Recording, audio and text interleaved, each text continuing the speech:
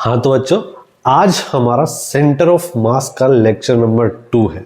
Lecture number 1 के अंदर हम लोगों ने मोमेंट, जो मास मोमेंट है उसके बारे में देख लिया था। डिस्क्रीट पार्टिकल्स का सिस्टम का सेंटर ऑफ मास कहाँ होगा वो भी देख लिया था। कंटिन्यूस मास बॉडी के अंदर हम लोगों ने किसका देखा था, यूनिफॉर्म रॉड का सेंटर ऑफ मास कहाँ होगा। अगर उसकी लेंथ L है तो उसका सेंटर ऑफ मास L/2 पे होगा। ये हमने लास्ट क्लास के अंदर देख लिया था। ठीक है, अब उसी से रिलेट करते हुए कुछ क्वेश्चंस हैं जो हम यहाँ पर डिस्कस करने वाले हैं। जैसे कि एक क्वेश्चन ये है, ये आपका कोई y एक्सिस है और ये आपका x एक्सिस है। x एक्सिस पर ये कोई एक रोड पड़ी हुई है बेटा, ये एक रोड पड़ी हुई है जिसकी लेंथ है 2L। y एक्सिस पर भी ऐसे ही कोई एक रोड पड़ी हुई है जिसकी लेंथ जो है वो आपको दे रखी है 3L। ठीक है, इसकी लेंथ 3L है, इसकी लेंथ 2L है और बोला गया है कि L जो है आपका 10 सेंटीमीटर है। तो आपसे पूछा गया है कि इसका सेंटर ऑफ मास कहाँ होगा। फाइंड द सेंटर ऑफ मास या फिर locate the centre of mass of this system. Locate the centre of mass of system, क्योंकि ये दो यूनिफॉर्म रोड मिलकर के बेटा एक सिस्टम बना रहे हैं। ठीक है, तो हम लोगों को पता है कि अगर रोड जो है यूनिफॉर्म है तो उसका सेंटर ऑफ मास उसके बीचों बीच सेंटर पे ही लाई करेगा। अगर उसके मास जो रोड यूनिफॉर्म है तो सेंटर ऑफ मास एकदम बीचों बीच लाई करेगा। और उससे हमने एक रिजल्ट और निकाला था कि अगर कोई आपका सिस्टम अगर सिमेट्रिक है तो हम बोल सकते हैं कि उसका centre of mass geometrical centre पे ही लाई करेगा। तो आप देखें, ये एक 12 लेंथ की एक रोड है जिसको मैं आपको बता सकता हूं इसका सेंटर ऑफ मास बीचों बीच लाई करेगा, जिसका कोऑर्डिनेट L,0 हो जाएगा बेटा, है ना। x के लिए तो L और y कोऑर्डिनेट कितना हो जाएगा 0। उसी तरह से इस वाली जो वर्टिकल एक्सिस पर जो रोड है उसका भी जो सेंटर ऑफ मास का कोऑर्डिनेट हो जाएगा वो कितना हो जाएगा 0,3L/2 हो जाएगा। अब यहां पर आपको 2 पॉइंट मासेस, मतलब ये सेंटर ऑफ मास देखने को मिल रहे हैं, तो इनको भी आप 2 पॉइंट मास मान के चलो। और ये 2 पॉइंट मास आपने मान लिया तो इनका सेंटर ऑफ मास तो हम इजीली निकाल सकते हैं। तो अगर मैं x coordinate of centre of मास निकालूं तो वो हो जाएगा m1x1 plus m2x2 upon m1 plus m2, right. तो अब देखेंगे m1, हाँ एक बात और, इसके लिए आपको मास निकालना पड़ेगा। ठीक है, अब रोड यूनिफॉर्म में तो ऑब्वियसली बात है, तो मैं क्या लिख सकता हूं, इसका मास कितना हो जाएगा 2m और इसका मास कितना हो जाएगा 3m।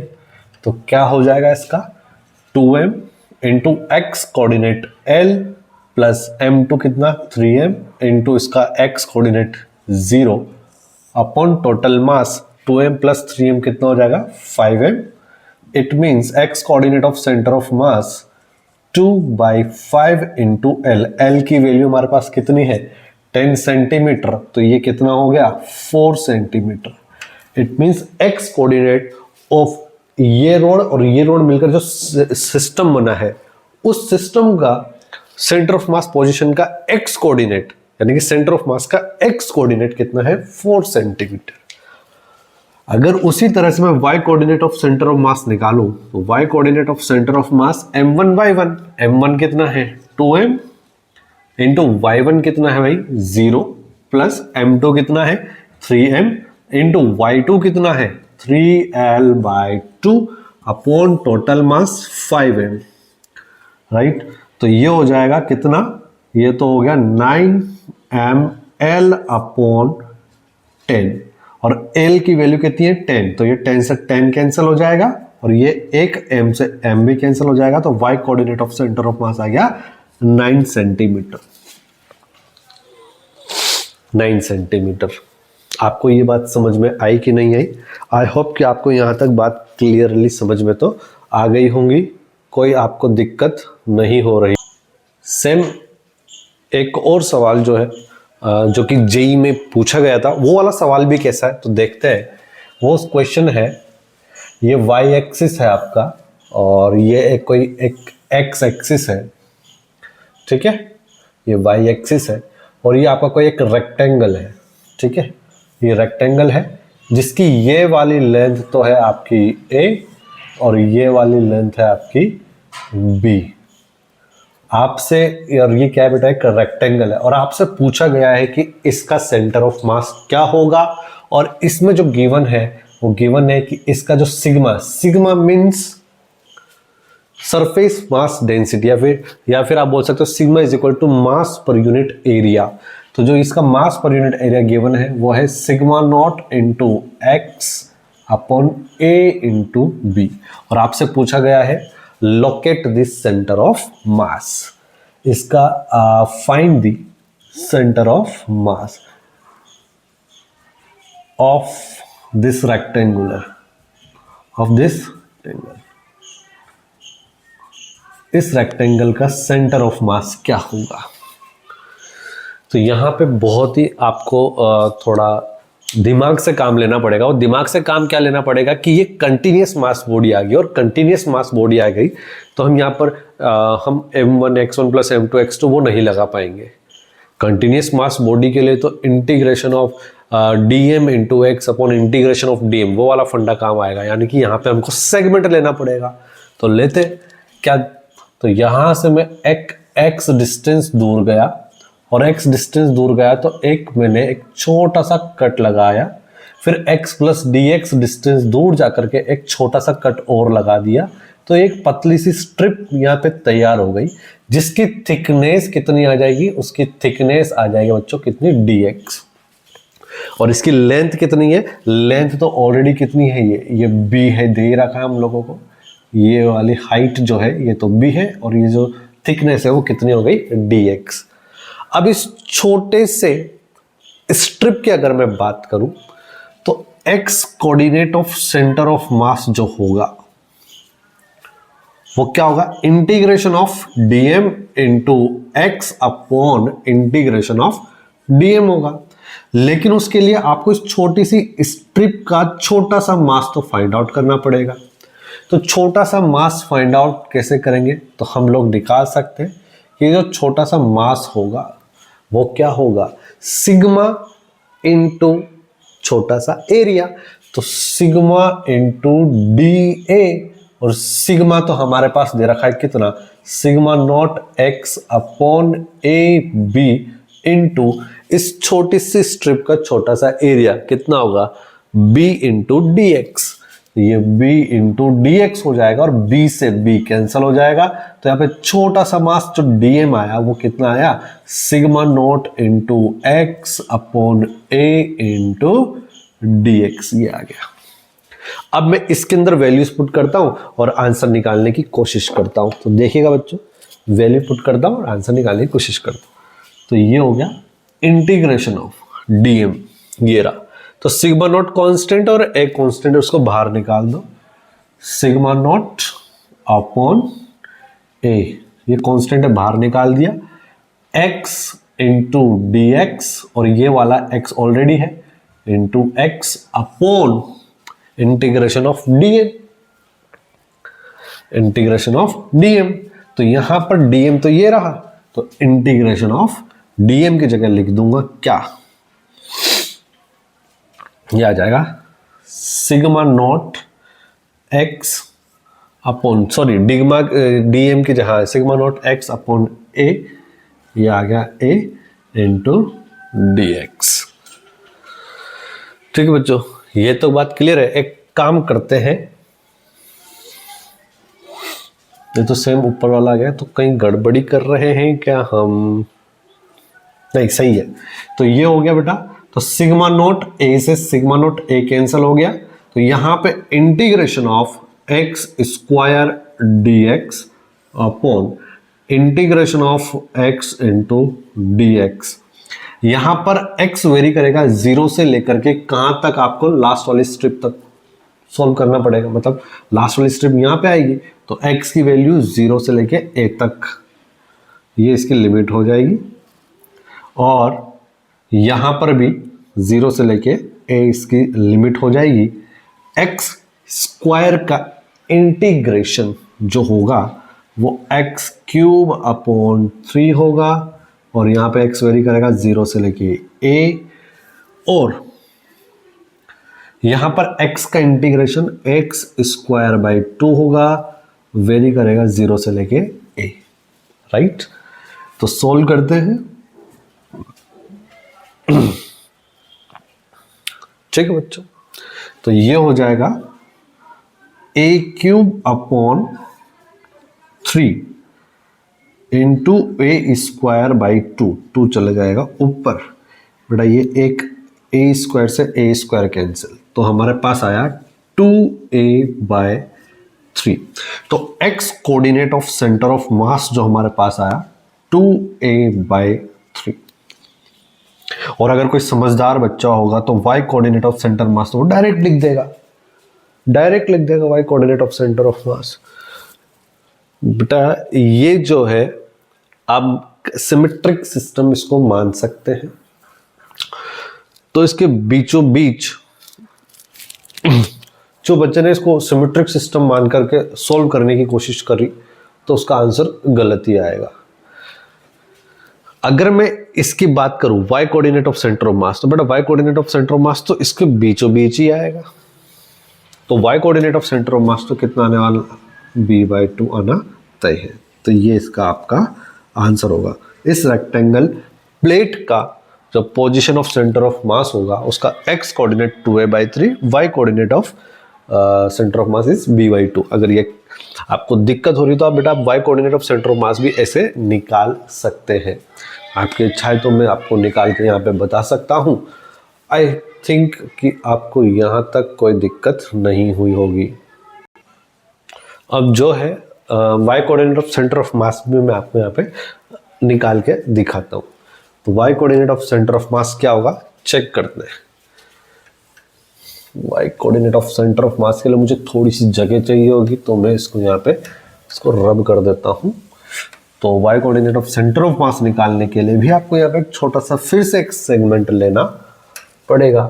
अब वो सेगमेंट कैसे ले सकते हैं कैसे नहीं ले सकते, पहली बात तो अगर चाहो तो आप कर सकते हो, लेकिन मैं डायरेक्ट इसलिए बताना चाहता हूँ क्योंकि यहाँ पे जो सिग्मा वेरी कर रहा था वो x के साथ वेरी कर रहा था, यानी कि मास पर यूनिट एरिया जो है अलग अलग x पर अलग अलग होगा। यहाँ पे y वेरी नहीं कर रहा है, y वेरी नहीं कर रहा है, it means y coordinate of centre of mass जो है इस b के जो हाफ होगा वहीं पे होगा, तो b/2 यहाँ कहीं होगा बेटा ये, ठीक है, यहाँ कहीं इसका सेंटर ऑफ मास होगा b/2 पे। आप करना चाहो तो आप कर सकते हो, लेकिन मैं एक बार आप खुद ट्राई करना, फिर मैं आपको इसको सोल्व करा दूंगा। आप कमेंट करके मुझे बता देना कि आपसे हो पाया कि नहीं हो पाया। आई थिंक आपको यहाँ तक पूरी बात जो है वो क्लियरली समझ में आ गई होंगी, ठीक है। आगे की तरफ हम लोग अब बढ़ते हैं। तो सबसे पहले हम सेंटर ऑफ मास निकालेंगे वो यूनिफॉर्म हाफ रिंग का निकालेंगे। सर फुल रिंग का क्यों नहीं निकाल पा रहे हम सेंटर ऑफ मास, कि ये मान लीजिए एक पूरी रिंग है, इस पूरी रिंग ये क्या है सिमेट्रिक है।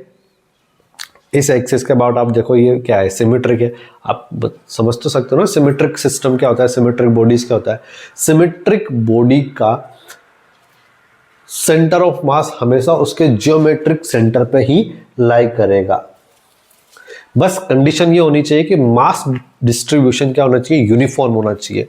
तो मैं एक नोट लिखवाना चाहता हूं, वो नोट ये है कि इफ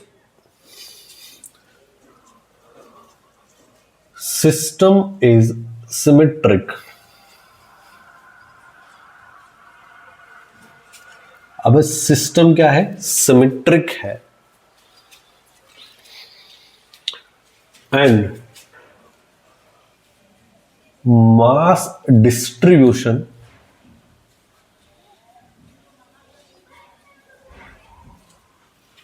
इज यूनिफॉर्म, तो सेंटर ऑफ मास जो लाई करेगा वो कहां लाई करेगा, at geometrical system.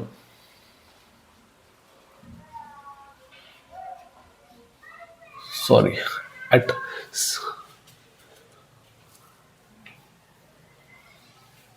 Geometrical centre, geometrical centre of system. System का जो ज्योमेट्रिकल सेंटर होगा वहीं पर सेंटर ऑफ मास लाई करेगा। अगर मास यूनिफॉर्मली डिस्ट्रीब्यूटेड है और सिस्टम कैसा है आपका, सिमेट्रिक है, तो उसका सेंटर ऑफ मास उसके ज्योमेट्रिकल सेंटर पे ही लाई करेगा। अब हम देखना चाहते हैं सर, जैसे कि आपने बताया, मैंने क्या बताया कि अगर पूरी रिंग हुई तो उसका सेंटर ऑफ मास उसके ज्योमेट्रिकल सेंटर पे होगा। इट मींस जैसे कि मैंने अभी आपको रिंग बताई थी, यहां से मेरा हाथ से खोल के, तो उसका सेंटर ऑफ मास का एक्स कोऑर्डिनेट भी 0 होगा, वाई कोऑर्डिनेट भी 0 होगा। 0 कैसे होगा मैं बता सकता हूं, मैं इसलिए बता सकता हूं क्योंकि मेरे पास रिंग है। आपके पास रिंग है तो आप खुद भी ट्राई कर सकते हैं। ट्राई क्या कर सकते हो, मतलब चेक कर सकते हैं। मान लीजिए ये जो मैंने हाथ में ये रिंग पे पहन रखी है, ये कुछ इस तरह से है। ये आपका वाई एक्सिस हो गया और ये आपका एक्स एक्सिस हो गया, ठीक है। तो इसके एकदम ये क्या है बेटा, सिमेट्रिक है सिस्टम। सिमेट्रिक है तो इसका ज्योमेट्रिकल सेंटर कहाँ होगा, यहां कहीं होगा। तो यहीं पर इसका क्या होगा, सेंटर ऑफ मास होगा। तो ये अगर एक्स एक्सिस और ये वाई एक्सिस है तो ये इसके कोऑर्डिनेट कितना होंगे, 0,0 होंगे। बट समझ में आया? आई होप कि आपको यहां तक बात समझ में आए। लेकिन मैं बात करना चाहता हूं हाफ रिंग का सेंटर ऑफ मास कहां लाई करेगा वो देखते हैं। Centre of mass of uniform half ring, centre of mass of uniform half ring, centre of mass of uniform half ring. तो सबसे पहले हम लोग हाफ रिंग बनाते हैं। ये this is your x axis and this is y axis, और ये जो है हाफ रिंग है जिसका मास है स्मॉल m और ये यूनिफॉर्मली डिस्ट्रीब्यूटेड है। तो बेटा आप तो समझ गए होंगे सर ये वाई एक्सिस के अबाउट ये जो रिंग है तो सिमेट्रिक है, ऑब्वियसली बात है। तो इसका सेंटर ऑफ मास कहां आएगा, आप देखो ना, इसके अबाउट जितना जैसा पार्ट इधर है वैसा पार्ट इधर है। इट मीन्स ये क्या है, सिमेट्रिक है इस एक्सिस के अबाउट। तो कोई भी बॉडी जिस एक्सिस के अबाउट सिमेट्रिक होती है उसका सेंटर ऑफ मास उसी एक्सिस पर लाई करता है। आई होप कि आपको यहां तक बात समझ में आई होगी। तो इट मीन्स इस हाफ रिंग का सेंटर ऑफ मास इस वाई एक्सिस पर ही लाई करेगा। तो अब मैं जितने भी बॉडीज या जितने भी सिस्टम का सेंटर ऑफ मास यहाँ पे निकालना सिखाऊंगा वो आप अच्छे से सीख लीजिएगा। यहाँ पे हम लोग अच्छे से सेगमेंट लेना सीखेंगे क्योंकि मेन इंपॉर्टेंट काम है सेगमेंट लेना, एलिमेंट लेना। वो सेगमेंट लेने वाला काम ग्रेविटेशन में हो गया, रोटेशन वाले चैप्टर में हो गया, इलेक्ट्रोस्टैटिक, मैग्नेटिज्म, हर चैप्टर में काम आएगा। तो आप लोग कृपया इसको अच्छे से यहाँ पर देख लेना। तो देखिए, और हाँ एक बात और बोल रखिए कि इसका जो रेडियस है वो आपको आर दे रखा है, ठीक है। स्टार्ट कर दे।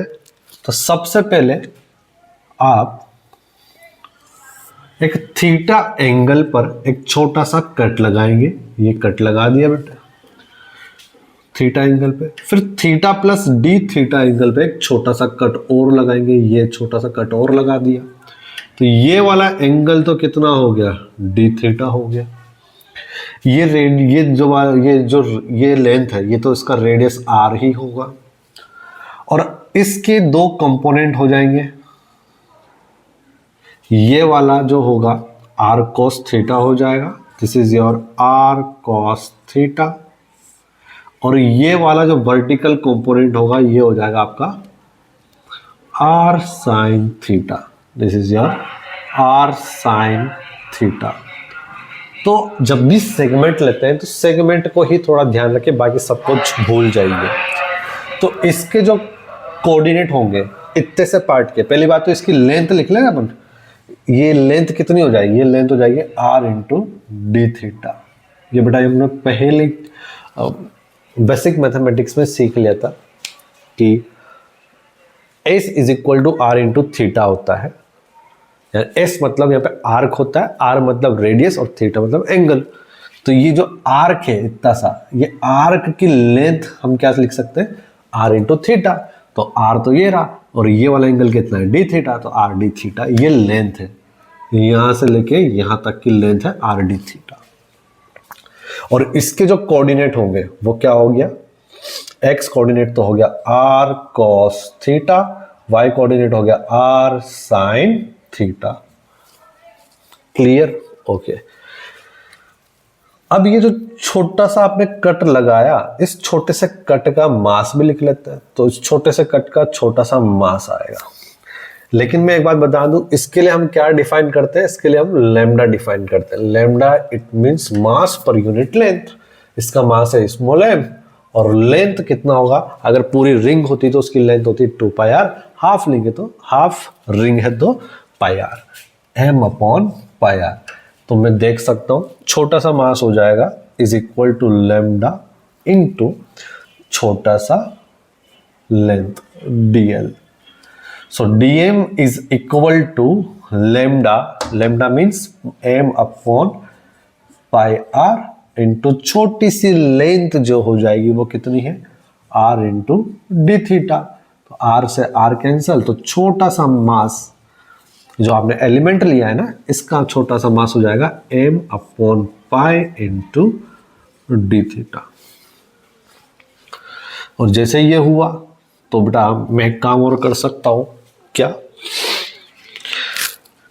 x coordinate of centre of मास में नहीं निकालना चाहता। मैं क्यों नहीं निकालना चाहता, जैसे ये सवाल दिया गया मुझे समझ में आ गया x कोऑर्डिनेट तो इसका होगा ही नहीं, क्योंकि ये y एक्सिस के अबाउट क्या है, जैसा पार्ट इधर वैसा पार्ट इधर, इट मींस y एक्सिस के अबाउट सिमेट्रिक है। तो जो भी इसका सेंटर ऑफ मास होगा वो कहां पर होगा, y एक्सिस पर होगा यार। Centre of mass y axis पे होगा, तो x coordinate of centre of mass तो 0 होना तय है। और फिर भी आपको नहीं आता है तो आप लोग निकाल लीजिएगा, समझ में आ जाएगा आपको। तो y coordinate of centre of मास अगर मैं बात करूं, integration of dm into y upon integration of dm। Integration of dm ये रहा m upon pi into d theta. और y की जगह मैं लिख सकता हूं, ये y कितना है, r sine theta, r sine theta upon integration of dm। It means dm जोड़ेंगे तो इसका मास कितना हो जाएगा, m से m कैंसिल। तो यहाँ आप देख सकते हैं वेरी कौन कर रहा है, थीटा वेरी कर रहा है। सबसे पहले छोटा एलिमेंट कहाँ लेंगे, यहाँ थीटा इज इक्वल टू 0 पे। फिर लास्ट वाला एलिमेंट हम लेंगे यहाँ थीटा इज इक्वल टू पाई पे। तो 0 से लेके पाई, तो ये हो गया मेरे बच्चे कितना, r अपॉन पाई कॉन्स्टेंट है वो तो आ जाएगा बाहर। साइन थीटा का इंटीग्रेशन हो जाएगा minus cos theta, minus cos theta.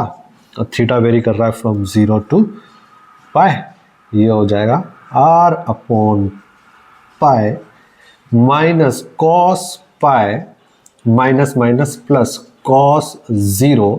ये हो गया मेरे बच्चे कितना, r upon pi, cos pi की वैल्यू -1, माइनस माइनस +1 और ये +1, तो ये हो गया 2। सो ये हो गया आपका y coordinate of centre of मास हो जाएगा 2r अपॉन पाई। कितना हो जाएगा, 2r upon pi. x coordinate of centre of मास 0 आ रहा है, इसको भी करके कर लेते हैं। x coordinate of centre of मास के लिए इंटीग्रेशन ऑफ dm, तो वही चीज लिख देता हूं बेटा मैं, r अपॉन पाई तो कांस्टेंट है, ठीक है। यहाँ r साइन थीटा लिखा था ना आपने, ये y की जगह यहाँ क्या आ जाएगा, x की जगह आ जाएगा कितना, r cos थीटा। तो ये हो जाएगा r cos थीटा, ठीक है।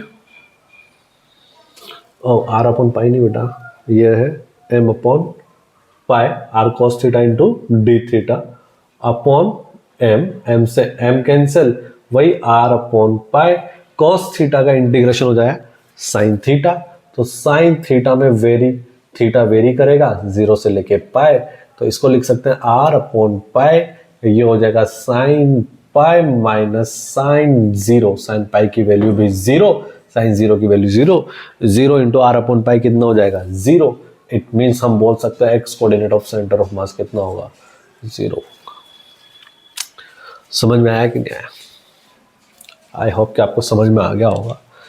तो कभी आपसे पूछ ले जाए कि हाफ रिंग का सेंटर ऑफ मास क्या होगा, हाफ रिंग का सेंटर ऑफ मास जो होगा वो कितना होगा 2r अपॉन पाई होगा। इसी तरह से क्वार्टर रिंग का पूछ ले जाए तो क्या करोगे आप? देखो ये क्वार्टर रिंग है, मान लीजिए आपका ये y एक्सिस है और ये आपका x एक्सिस है, तो ये हाफ रिंग तो यहां से चालू हो रहा था और ये वाली जो रिंग है अगर मैं इसको डार्क कर दूं डॉटेड लाइन को, this is your quarter ring. ये अगर मास m यूनिफॉर्मली डिस्ट्रीब्यूटेड है, रेडियस आपको r दे रखा है, आपसे पूछ लिया इसका सेंटर ऑफ मास कहाँ होगा, तो आप यहाँ पे देख सकते हैं कि ये जो है, ये जो क्वार्टर रिंग है ये किस एक्सिस के अबाउट सिमेट्रिक है? तो इस एक्सिस के अबाउट भी नहीं है, इस एक्सिस के अबाउट भी नहीं है, जरूर कोई ना कोई ये कोई एक एक्सिस होगी। अगर ये आपका x है, ये y है, तो ये एंगल 45 हो गया। इट मीन्स ये एक स्ट्रेट लाइन की इक्वेशन हो गई और इसको मैं लिख सकता हूँ y is equal to x, y is equal to mx plus c होता है, c के लिए तो हो गया 0, m क्या होता है स्लोप 1045 की वैल्यू 1 और 1045 की वैल्यू 1, तो 1 इंटू एक्स कितना हो जाएगा x, तो y is equal to x line पर इसका सेंटर ऑफ मास होगा। इस बार आप ऐसा नहीं कर सकते हो कि x coordinate of centre of मास 0, इस बार x coordinate of centre of मास भी होगा, y coordinate of centre of मास भी होगा। अब आप चाहो तो इसको वैसे ही पूरी सिस्टमेटिक तरीके से सॉल्व कर सकते हैं, बस यहां पे ध्यान रखिएगा कि जो लिमिट है यहाँ पे 0 से लेके सबसे पहला छोटा टुकड़ा यहीं कहीं आएगा और दूसरा टुकड़ा यहाँ कहीं आएगा, तो एंगल 0 से लेके कितना 90 डिग्री, तो ये हो जाएगा π/2। चाहे आप y coordinate of centre of मास निकालो, चाहे आप x coordinate of centre of मास निकालो, तो यहाँ पे भी लिमिट कितना आ जाएगा π/2। तो जैसे आप सोल्व करोगे तो इसका x coordinate of centre of mass is equal to y coordinate of centre of mass same आएगा, that is your 2r upon pi. It means इसका r को सेंटर ऑफ मास का जो पोजिशन है वो कितना होगा 2r upon pi comma 2r upon pi. ये होगा आपका आंसर। आई होप कि आपको यहाँ तक बात क्लियरली समझ में आ गई होंगी।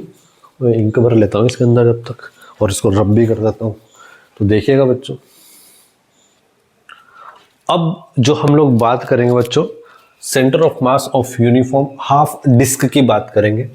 Centre of mass of uniform of half disc की बात करेंगे।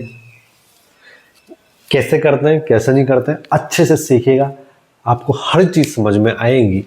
देखिएगा ये मान लीजिए ये आपकी एक हाफ डिस्क हो गई, this is your x axis और this is your Y axis, ये आपका वाई एक्सिस है। फिर से आपको ये चीज समझ में आ गई होंगी। क्या समझ में आया होगा आप लोगों को? बेटा ये मैं लाइन इसलिए कर रहा हूं क्योंकि डिस्क है जो भरी हुई रहती है, खाली नहीं रहती है, खाली होगा तो ये रिंग बन जाएगी ना। मैं समझ में आ गया होगा कि सर ये है ना वाई एक्सिस के अबाउट, फिर से जैसा पार्ट इधर है वैसा पार्ट इधर है, मतलब ये वाई एक्सिस के अबाउट सिमेट्रिक है और वाई एक्सिस के अबाउट सिमेट्रिक है। इट मींस इसका सेंटर ऑफ मास तो वाई एक्सिस पर होना तय है, वाई एक्सिस पर ही होगा।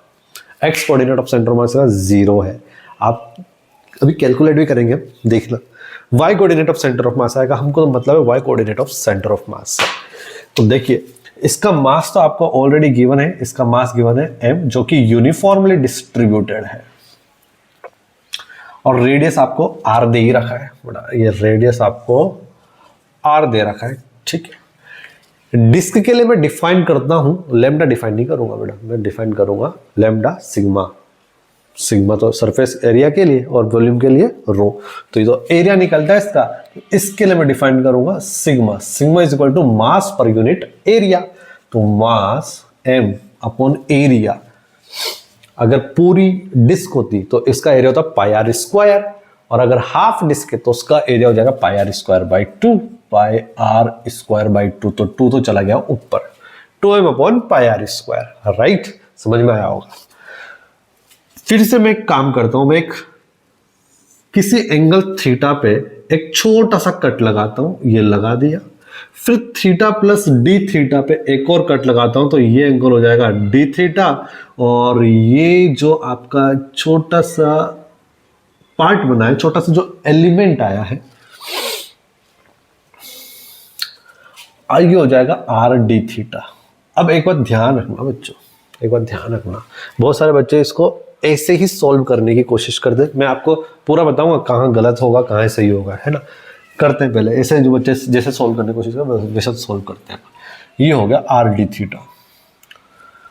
इसका मास अगर मैं लिखूं तो इसका मास हो जाएगा छोटा सा mass is equal to sigma into छोटा सा एरिया।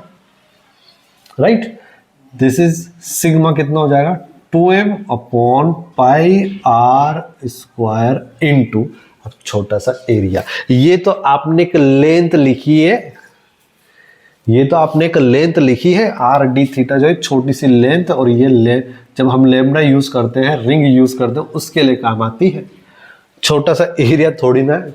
तो मतलब ये आपने जो किया है ये गलत कर दिया बेटा, ये आपने कर दिया गलत। तो अब क्या करें, कुछ काम कर सकते हैं क्या? कर सकते हैं। इस तरह का डिस्क आ जाए तो डिस्क के लिए जो हम सोल्व करेंगे वो कैसे करेंगे सुनिएगा, क्योंकि बच्चे जहाँ कंफ्यूज होते हैं, मेरे को वो हर चीज़ बतानी होती है, तो बच्चे यहाँ कंफ्यूज होते हैं। तो मैंने आपको ये चीज़ बता दी अच्छे से। आपको अब कभी डिस्क के बारे में आपको पूछ ले जाएगा तो आप ऑलरेडी आपको ये चीज़ याद रहेगा, यार सर ने उस टाइम हमको ऐसा बताया था। तो हम इस तरह का कट नहीं लगा सकते, कट नहीं लगा सकते। तो क्या करेंगे, क्या करेंगे, एक काम करो, यहां से आर डिस्टेंस दूर, स्मॉल आर डिस्टेंस दूर एक छोटा सा कट लगाओ इस तरह से। ये छोटा सा कट हो गया। R plus d r distance दूर एक और छोटा सा कट लगाओ भाई। तो मैंने एक और छोटा सा कट लगा दिया। अब आप देख सकते हैं कि जो डिस्क होती है वो रिंग से मिलके बनी होती है, तो ऑब्वियसली रहते जो एलिमेंटल जो सेगमेंट लोगे आप, वो किस करोगे, रिंग का। Ring plus ring plus ring plus ring plus ring plus is equal to disc. तो जो ये छोटी सी आप बात कर रहे हो, छोटे से सेगमेंट की बात कर रहे हो, इस एलिमेंट की बात कर रहे हो, that is your elemental ring. ये क्या है आपकी एलिमेंटल रिंग है बेटा। और इसका रेडियस स्मॉल आ रहे हो तो इसका थिकनेस कितना हो जाएगा, इसका थिकनेस हो जाएगा डी आर, क्योंकि आर पे एक छोटा सा cut, r plus d r पे एक छोटा सा कट, तो ये थिकनेस हो जाएगा डी आर। इसको भूल जाओ, इसको भूल जाओ।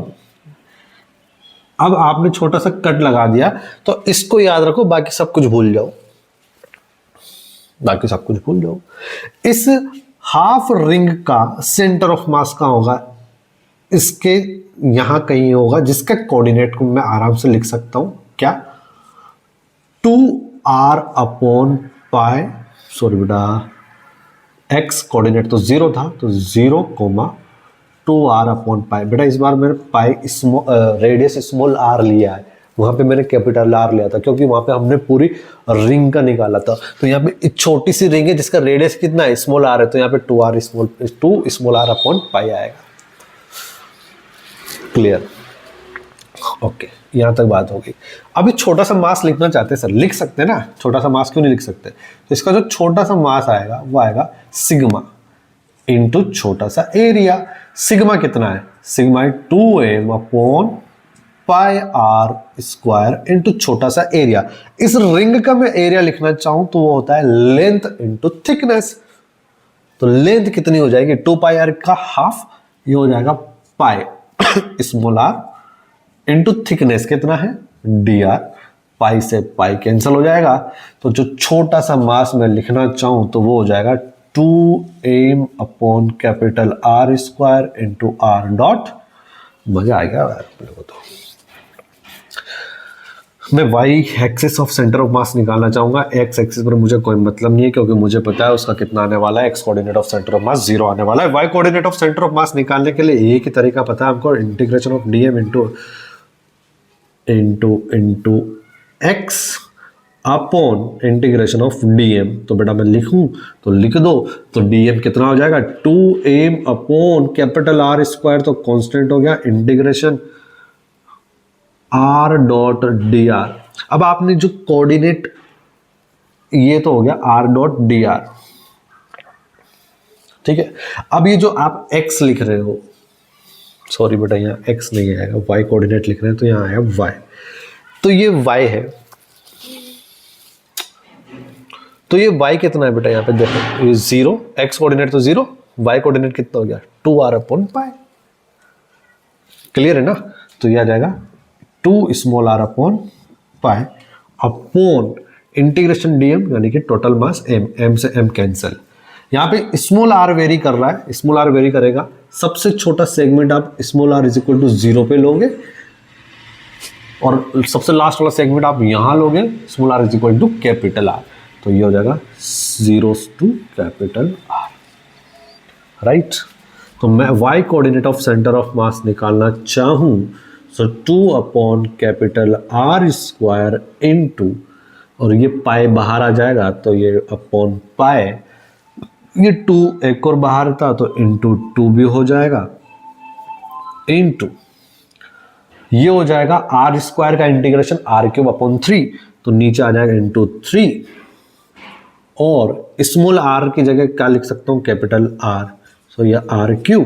बेटा ये R स्क्वायर से ये R स्क्वायर कैंसिल और कुछ कैंसिल नहीं हो रहा, तो y coordinate of centre of mass आएगा 4r अपॉन 3 पाई। ये आ गया 4r अपॉन 3 पाई आ चुका है।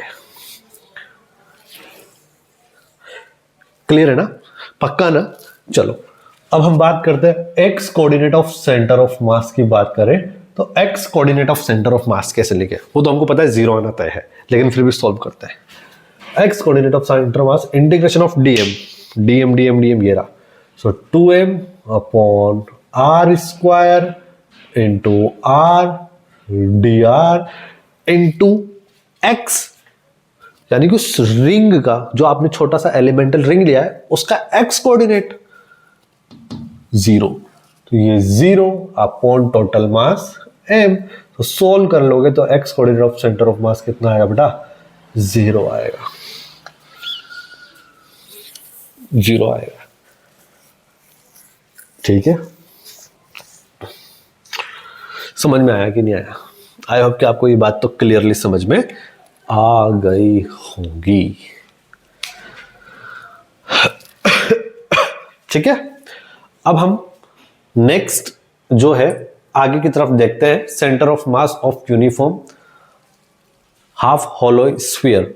ये ऑलरेडी मैंने एक छोटा सा लेक्चर है उसके अंदर डाला हुआ है, आप वहां पे जाकर के इसको देख सकते हैं। अब मैं direct centre of mass of uniform solid hemisphere का निकालना चाहता हूं, तो वो देखिएगा कैसे क्या है। रब कर देता हूं मैं यहां पर, आप लोग को एट द एंड रिजल्ट ही याद करना है, लेकिन ये डेरिवेशन हम जो कर रहे हैं बोर्ड के पॉइंट ऑफ व्यू से भी इंपॉर्टेंट है, और साथ के साथ आपको यहाँ पर सेगमेंट लेना जो सिखा रहा हूँ वो आप लोग अच्छे से सीख जाओगे, और उससे क्या होगा हमारे बाकी आने वाले चैप्टरों में अच्छे से काम आएगा, और टफ क्वेश्चंस में जो ये डेरिवेशंस है वो हमारे लिए अच्छे खासे यूजफुल होंगे, लाभदायक होंगे और हमें अच्छी मदद करेंगे। Centre of mass of uniform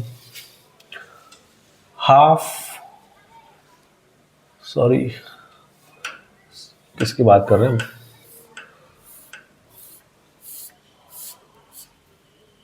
half नहीं,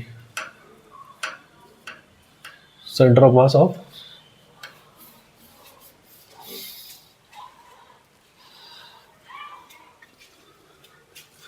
यूनिफॉर्म सॉलिड हेमिस्फीयर बोल दो, या फिर हाफ सॉलिड स्फीयर बोलते हैं, एक ही बात है, हेमिस्फीयर बोल दो, हेमिस्फीयर। ठीक है बेटा, देखते हैं, बनाते हैं, पहले तो सॉलिड हेमिस्फीयर बनाते हैं। हाफ है ना, ये हो गया कुछ, this is x axis and this is y axis. फिर से ये जो है वाई एक्सिस के अबाउट क्या है, सिमेट्रिक है। अब सॉलिड हेमिस्फीयर है, भरा हुआ है। मैं आपको यहाँ पे भरा हुआ दिखाना इसलिए नहीं चाहता क्योंकि कैलकुलेशन हम लोग सारी बातें इसमें करेंगे तो फिर दिक्कत आएगी। तो हेमिस्फीयर है ना, तो कुछ आपने देखा होगा सॉलिड लेदर की जो बॉल होती है, उस लेदर की बॉल को आप बोल सकते हो सॉलिड स्फीयर बोल सकते हो। अगर उसको बीच में से काट दो तो जो आधा पार्ट बचेगा उसका बोल सकते हो सॉलिड हेमिस्फीयर बोल सकते हो। तो कुछ इस तरह से होगा, ये कुछ ऐसे, ये इसका रेडियस तो ऑलरेडी हमको कितना दे रखा है भाई, वो कैपिटल आर दे रखा है। ठीक है, मास जो है वो यूनिफॉर्मली डिस्ट्रीब्यूटेड है, रेडियस आर दे ही रखा है, कोई दिक्कत नहीं है। क्या करें क्या करें क्या करें, जैसा जैसा मैं बोल रहा हूँ वैसा वैसा करना। मैं एक काम करता हूं, यहां से y डिस्टेंस दूर, इसके सेंटर से y डिस्टेंस दूर मैं एक छोटा सा कट लगाता हूं। तो ये छोटा सा कट बेटा, इस बार छोटा सा कट जो है, दिस इज नॉट डिस्क। अगर डिस्क होता तो छोटा सा कट एलिमेंटल रिंग होता। अब जो सॉलिड हेमिस्फीयर है, वो या सॉलिड स्फीयर की बात करूं, वो किससे मिलके बना है, होलो स्फीयर से। तो जो भी अब ये होलो स्फीयर से मिलके बना है ना, तो जो छोटा सा एलिमेंट आप लोगे वो किसका लोगे, होलो स्फीयर का लोगे। तो एक छोटा सा कट आपने लगा दिया y डिस्टेंस पर, ऐसे कुछ ऐसे। फिर आपको y प्लस dy डिस्टेंस पे एक और छोटा सा कट लगाना है, यहां लगा दीजिए ऐसे, ये ऐसे कट लगेगा, ऐसे होलो स्फीयर के जैसा, है ना। तो ये जो आपने कट लगाया, एक यहां से ये जो थिकनेस है, ये कितनी हो जाएगी, dy। ये y डिस्टेंस दूर था और ये कितना था, y प्लस dy डिस्टेंस दूर था। ठीक है, तो ऑब्वियसली बात है, ये थिकनेस कितनी हो जाएगी, ये वाली थिकनेस तो dy होगी, राइट। अब एक बात और, अगर ये रेडियस r है तो ये रेडियस r नहीं होगा। इसको मैं मान लेता हूं, सपोज ये है आपका स्मॉल r, कितना है, स्मॉल r। इसको एक अलग से मैं इधर दिखा देता हूं, यहीं पे ये देखो, y डिस्टेंस आप ऊपर गए कहां से, या नीचे से, तो आपने एक छोटा सा एक होलो स्फीयर हो गया बेटा, ये कुछ इस तरह से, रिंग नहीं है, this is not a ring, एक छोटा सा होलो स्फीयर हो गया। तो ये जो थिकनेस है ये तो हो गई dy। अब इस छोटे से उसका मैं सेंटर ऑफ मास निकालना चाहूं तो ये हो जाएगा, x कोऑर्डिनेट तो 0 होने वाला है, y कोऑर्डिनेट कुछ ना कुछ आएगा, y कोऑर्डिनेट है ही सही y, z कोऑर्डिनेट भी होने वाला है 0। लेकिन आपको पता है इसके लिए मैं डिफाइन करूंगा क्या, रो। रो होता है मास पर यूनिट वॉल्यूम।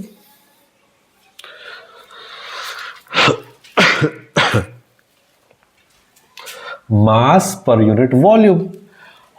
सॉलिड स्फीयर का जो वॉल्यूम होता है वो 4/3 पाई आर क्यूब होता है।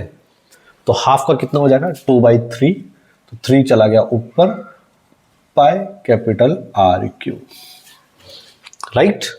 अगर मैं इस छोटे से एलिमेंट का बात करूं, इस मतलब ये एलिमेंट कौन सा है, होलो वाला है, होलो स्फीयर का एलिमेंट है ना। इसकी अगर मैं छोटे से मास की बात करूं तो यह हो जाएगा रो इंटू छोटा सा वॉल्यूम। रो कितना हमारे पास 3m upon 2 pi capital R cube. अब छोटा सा वॉल्यूम जो होगा वो इसका होगा, और ये वाला जो रेडियस है ये तो हमको दे रखा है कितना है, स्मॉल r, राइट। और यहां से लेके ये तो कितना हो जाएगा आपका कैपिटल R होने वाला, तो ये कितना हो जाएगा आपका, ये तो कैपिटल R ही है।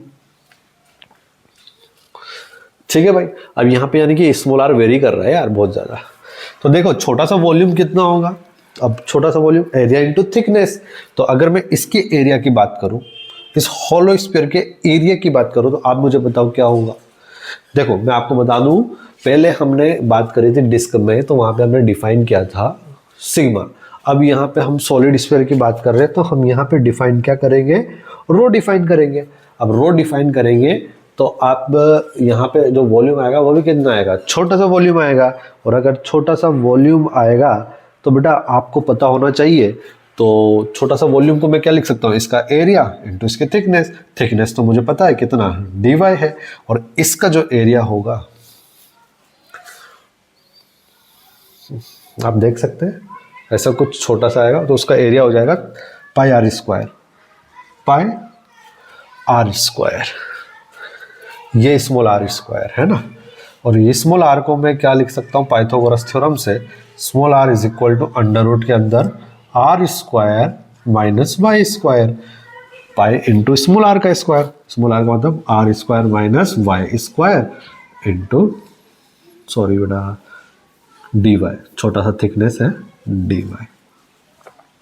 कुछ कैंसिल हो रहा तो काट दो, पाई से पाई कैंसिल हो गया। तो ये हो गया हमारे पास 3m upon 2 capital R cube R square minus y square into dy। ये छोटा सा मास, वॉल्यूम नहीं बेटा, छोटा सा मास। अब क्या करें क्या करें क्या करें, अरे भाई अब तो कुछ ही नहीं, आपको direct y coordinate of centre of मास निकालना है। तो y coordinate of centre of mass का तो एक ही तरीका, integration of dm into y upon integration of dm। Integration of dm dm dm dm ये रहा, जो कांस्टेंट है उसको साइड में कर दो, 3m कांस्टेंट है अपॉन 2 कैपिटल R क्यूब भी कांस्टेंट है, ये इधर आ जाएगा R square minus y square into dy, और ये y कोऑर्डिनेट, ये है बेटा आपका y कोऑर्डिनेट, तो यहाँ पे लिख दिया मैंने y upon total mass m, m से m कैंसिल। लिमिट हम बाद में पुट करेंगे, पहले सॉल्व कर लेते हैं। 1 अपॉन, सॉरी बेटा 1 नहीं बेटा 3 upon 2 capital R cube constant है, साइड में लिख दिया। y को अंदर मल्टीप्लाई करो तो ये आ जाएगा integration of y into R square dy minus y cube integration of y cube into dy। ये हो गया कैंसिल। इसको सोल्व करूंगा तो 3 अपॉन 2 कैपिटल R क्यूब, और यहां पे आप देख सकते हैं वेरी कौन कर रहा है, y वेरी कर रहा है। y कहां से कहां तक वेरी करेगा, सबसे छोटा एलिमेंट आप एकदम यही लोगे एकदम बेस पे, तो y इज इक्वल टू 0, और सबसे लास्ट वाले एलिमेंट आप यहां ऐसे करते करते करते करते करते यहां कहीं ऐसे ऐसे लोगे, तो y इज इक्वल टू क्या हो गया, कैपिटल R हो गया, राइट। तो 0 to capital R, 0 to capital R। तो R स्क्वायर कॉन्स्टेंट है, साइड लिख सकते हैं, y का इंटीग्रेशन हो जाएगा y स्क्वायर बाई 2, तो लिमिट जैसे पुट करूंगा तो ये हो जाएगा R स्क्वायर बाय 2, राइट। कोई दिक्कत नहीं ना, हाँ। माइनस वाई क्यूब का इसका इंटीग्रेशन हो जाएगा y की पावर 4 अपॉन 4, अगर लिमिट पुट करूंगा तो ये हो जाएगा r की पावर 4 अपॉन 4। तो जैसे मैं इसको सोल्व करूं 3 अपॉन 2 R क्यूब, ये हो जाएगा r की पावर 4 बाई 2 माइनस r की पावर 4 बाई 4।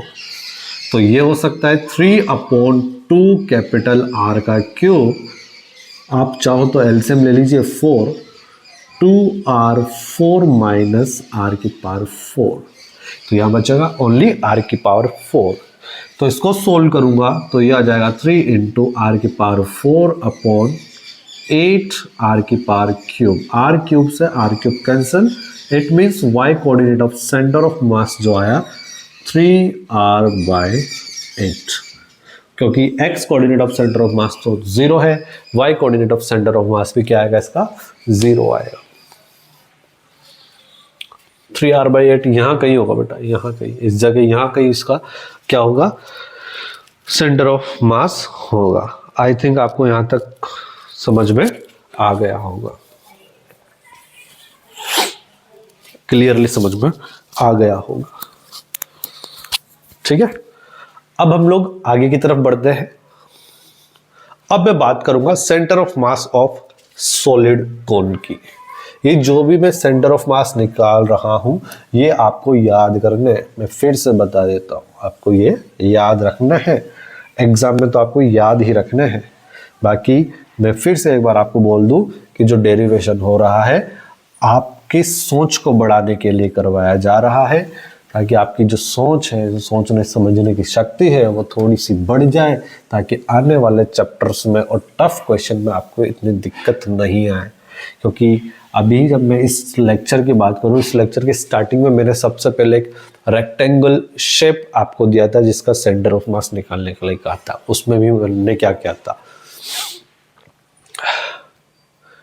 उसमें भी हमने सेगमेंट ही लिया था, है ना। तो सेंटर ऑफ मास, अब सॉलिड हेमिस्फीयर की बात नहीं कर रहा, centre of mass of solid कोन की मैं बात करूंगा।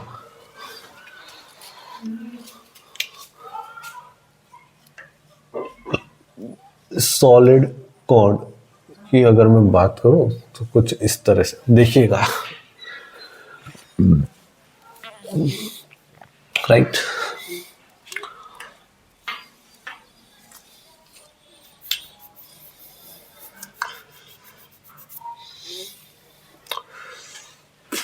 मान लीजिए कोण आपका कुछ इस तरह से है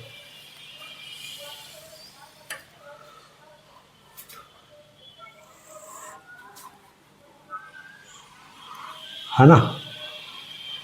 कोण है आपका कुछ इस तरह से, ऐसे।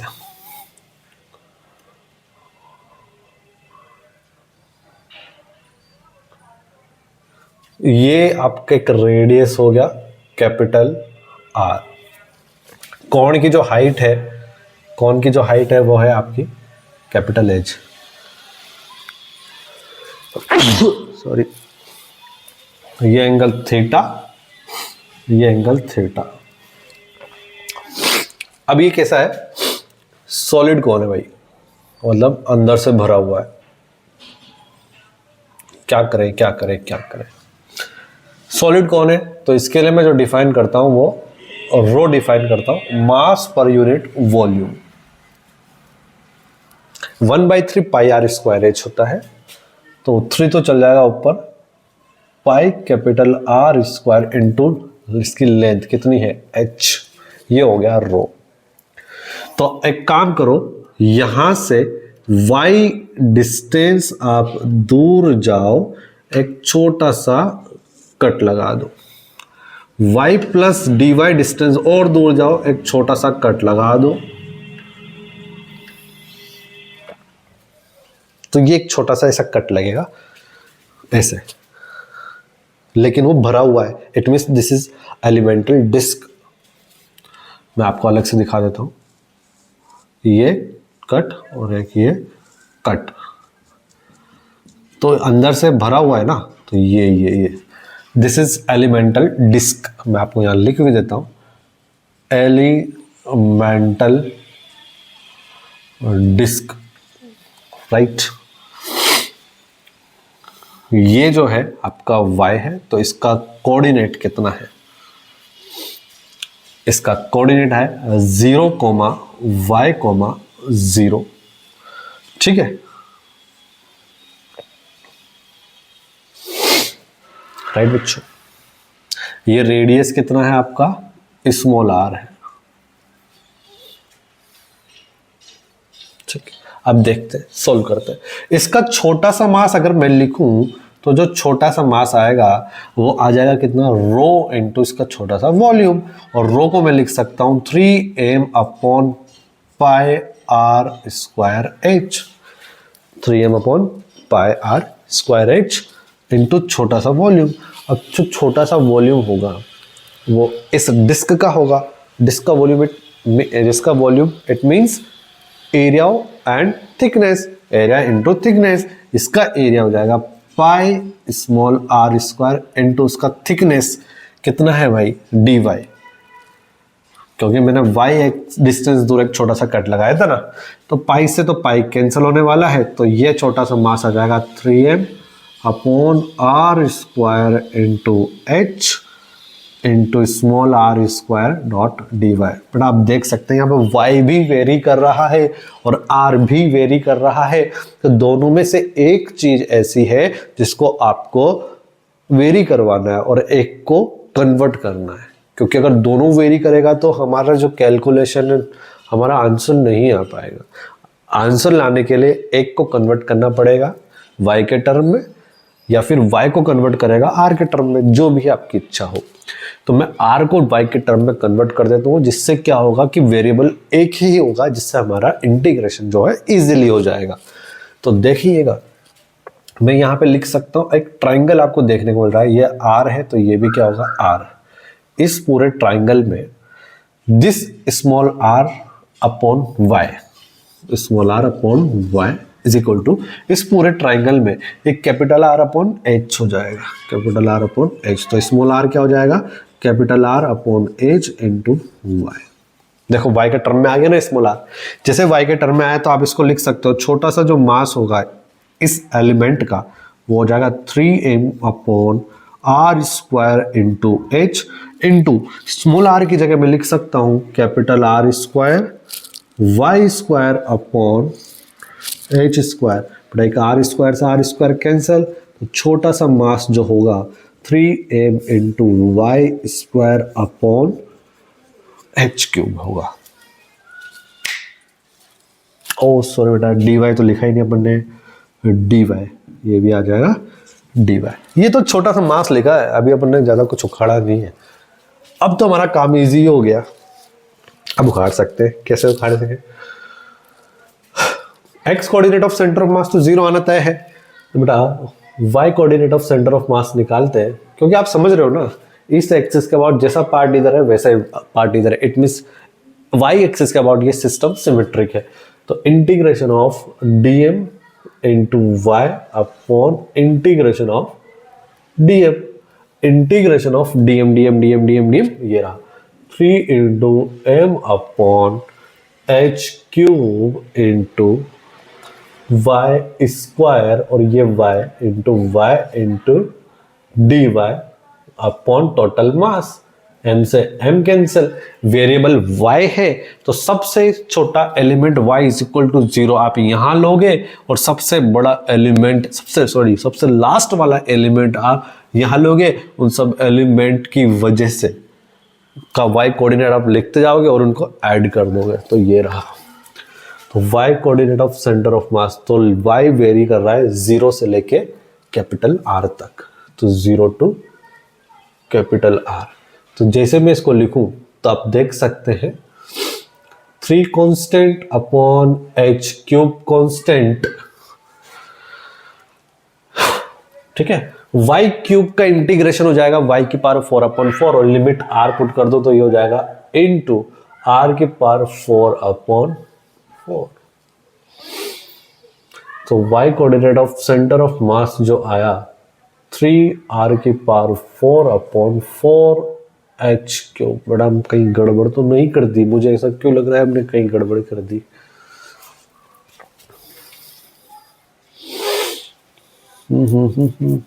y coordinate of centre,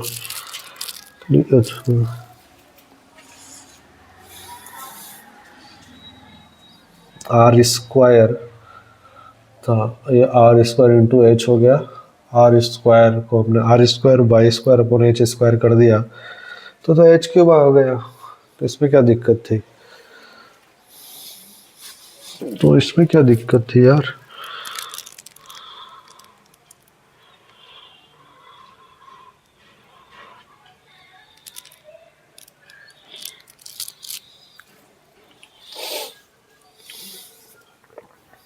one by three pi are square H, 1/3 pi are square H rho into V, इसका एरिया हो जाएगा pi small are square, thickness D Y हो गया, पाई से पाई कैंसिल हो गया। बट मैं एक बार थोड़ा सा उधर स्टॉप कर देता हूँ, कहीं गड़बड़ हो रही है मुझे। ओह सॉरी बेटा, हमने जो गड़बड़ करी है वो गड़बड़ पता है कहाँ हुई है।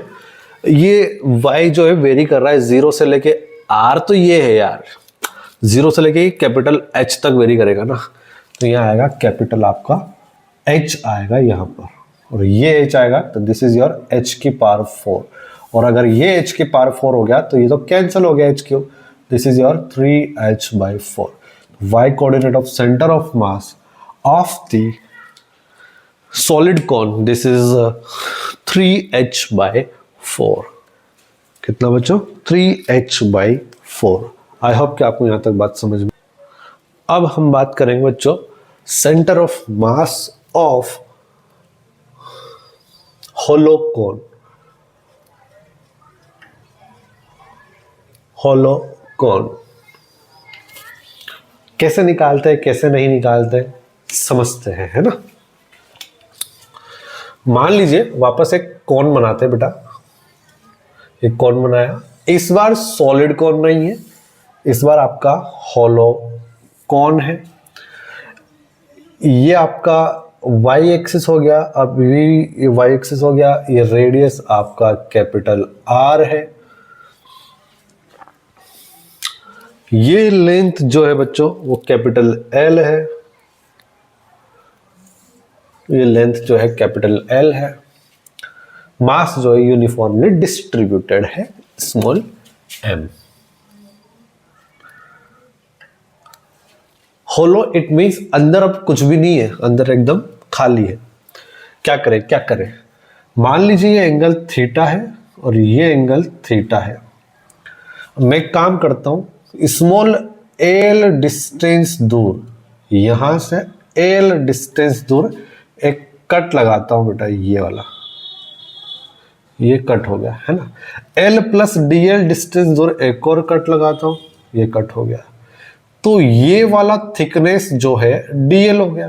मैं दोबारा समझाता हूं इसको।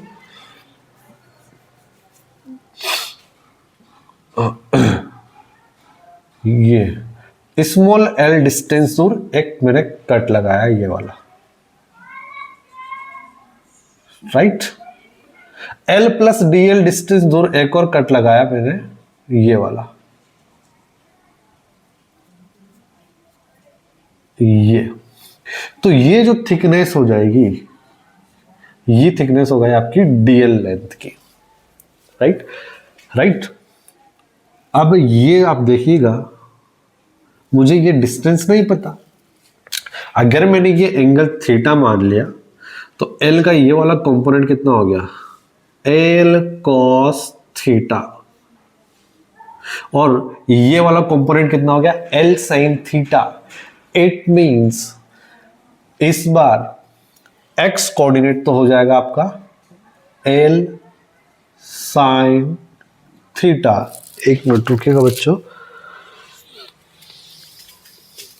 सॉरी, x कोऑर्डिनेट L को L sin L से x कोऑर्डिनेट तो 0 होना चाहिए ना बेटा, 0। y कोऑर्डिनेट कितना हो गया, L cos थीटा, और z कोऑर्डिनेट हो जाएगा 0। एक बात हो, इस कोण के लिए मैं रो डिफाइन नहीं करूंगा कि सॉलिड नहीं है, ये हॉलो है, तो यानी कि जो भी मास डिस्ट्रीब्यूट होगा इसके सरफेस पे होगा, इट मींस मैं डिफाइन करूंगा इसके लिए सिग्मा। सिग्मा होता है मास पर यूनिट एरिया, तो इस हॉलो कोन का एरिया होता है पाई आर, उसकी लेंथ पाई आर, ये वाली लेंथ कितनी है, कैपिटल एल है बच्चों। आई थिंक आपको यहां तक की बात क्लियरली समझ में आ गई होगी। और अभी जो ये वाला एंगल cos थीटा ये हो गया, और ये वाला जो कंपोनेंट है this is your L sin theta, मतलब इसका रेडियस कितना हो गया, ये जो आपका एक रिंग बन गई ना यार, ये वाली एक रिंग बन गई आपकी, ये एक रिंग बन गई, और ये हो गया आपका स्मॉल एल, और ये हो गया आपका एल कॉस थीटा, और ये हो गया आपका इस रिंग का रेडियस एल साइन थीटा, अगर ये एंगल थीटा है तो। थीटा क्वेश्चन में गिवन नहीं है ना। अच्छा, तो इस एलिमेंटल रिंग का अगर मैं मास लिखना चाहूं तो वो छोटा सा जो मास आएगा वो कितना आएगा, सिग्मा इंटू छोटा सा इसकी लेंथ, तो ये सॉरी छोटा सा एरिया, बेटा लेंथ सिग्मा के लिए तो हम एरिया डिफाइन करते हैं ना, तो ये हो जाएगा सिग्मा है m upon pi small r into L.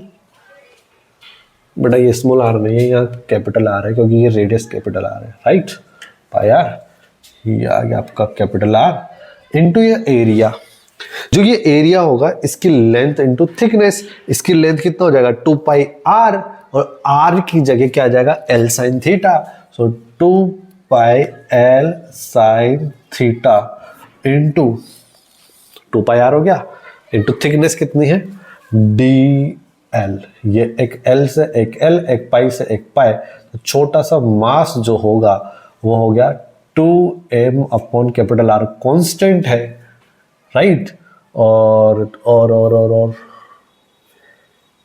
क्या हो रहा है इसके अलावा, हाँ ये आ गया साइन थीटा इंटू dl। हम कुछ गड़बड़ तो नहीं कर रहे ना, कुछ चेक कर लेते हैं।